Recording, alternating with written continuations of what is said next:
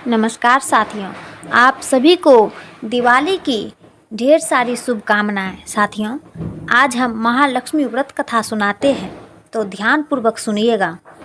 एक समय धर्मपुत्र युधिष्ठिर जी ने हाथ जोड़कर भगवान श्री कृष्ण से विनय की कि भगवान, कृपा कर आप हमें कोई ऐसा उपाय बतावें जिससे हमारा नष्ट राज्य पुनः प्राप्त हो तथा राजलक्ष्मी भी प्राप्त हो जाए।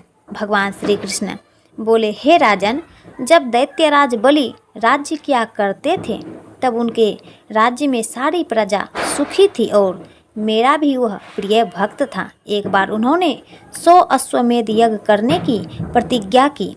उनके जब 99 यज्ञ हो चुके, एक ही शेष था, तब इंद्र को अपना सिंहासन छीन जाने का भय हुआ, क्योंकि 100 अश्वमेध यज्ञ करने वाला इंद्रासन का अधिकारी होता है। इस भय के कारण वह रुद्र आदि देवताओं के पास पहुँचे, तो उनका कुछ भी उपाय वे ना कर सके। सब देवता इंद्र को साथ लेकर क्षीर सागर साई विष्णु भगवान के यहाँ गए। पुरुषूक्त आदि वेद मंत्रों से भगवान की स्तुति की और इंद्र ने अपना दुख सुनाया। भगवान बोले, इंद्र, तुम घबराओ नहीं, मैं तुम्हारे इस भय का अंत कर दूंगा। यह कहकर उन्हें इंद्रलोक भेजा। स्वयं भगवान वामन का अवतार धारण करके 100वां यज्ञ कर रहे राजा बलि के यहाँ पहुँचे। राजा से उन्होंने 3 पैर पृथ्वी दान में मांगी। दान का संकल्प हाथ में लेकर भगवान ने एक पांव से सारी पृथ्वी नाप ली, दूसरे पैर में आंतरिक और तीसरा चरण उसके सिर पर धारण किया। इतना होने पर श्री वामन देव जी ने राजा से वर मांगने को कहा। वर में बलि ने कहा, कार्तिक के कृष्ण पक्ष की त्रयोदशी, चतुर्थी एवं अमावस्या 3 दिन इस पृथ्वी पर मेरा राज्य रहे। इस दिनों में सारी जनता दीप दान, दीपावली, दीप पूजा आदि करके उत्सव मनावे। लक्ष्मी जी का पूजन हो, लक्ष्मी जी का निवास हो।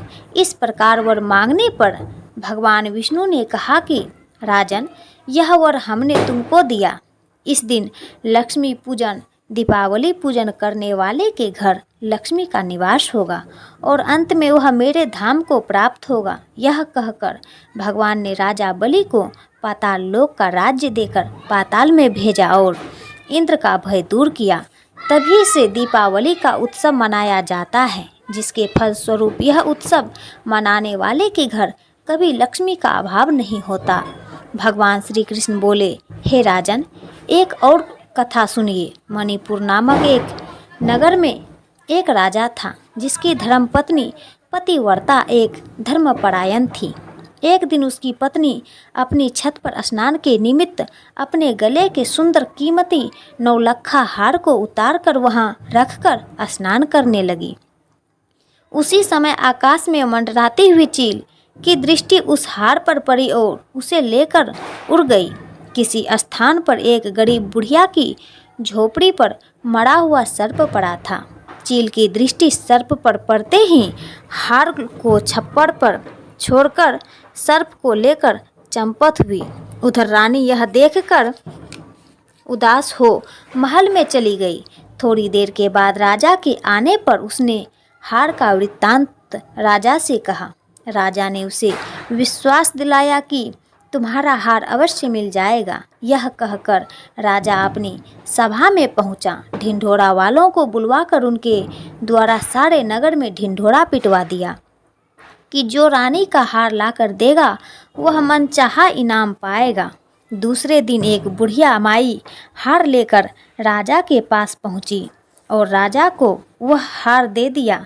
राजा ने इनाम मांगने के लिए कहा। उसने इनाम में यह वर मांगा कि आज से 8वें दिन महालक्ष्मी पूजन एवं दीपावली है। उस दिन नगर भर में कोई दीपावली एवं महालक्ष्मी पूजन ना करे, केवल वह सब मैं ही करूँगी। उसके लिए तेल, बत्ती, दीपक आदि सब मेरे घर पर भिजवा देना। राजा आश्चर्यचकित होकर पूछने लगा, इस इनाम से तुम्हें क्या लाभ हुआ? बुढ़िया माई बोली, राजन, इस दिन लक्ष्मी पूजन एवं दीपावली करने से महालक्ष्मी प्रसन्न होती हैं, सदा उसके घर में स्थिर रहती हैं। राजा बोला, मुझे भी लक्ष्मी पूजन करना है। बुढ़िया माई ने कहा, कि प्रथम मैं करूँगी, बाद में आप करना। ऐसा करने पर राजा एवं बुढ़िया माई के घर अतुल संपत्ति का निवास हो गया। भगवान श्री कृष्ण बोले, हे धर्मपुत्र, इस पूजन से श्री महालक्ष्मी जी की प्राप्ति होती है, इसलिए हे राजन, तुम भी लक्ष्मी जी का पूजन करो, इससे तुम्हारा खोया हुआ राज्य फिर से प्राप्त हो जाएगा।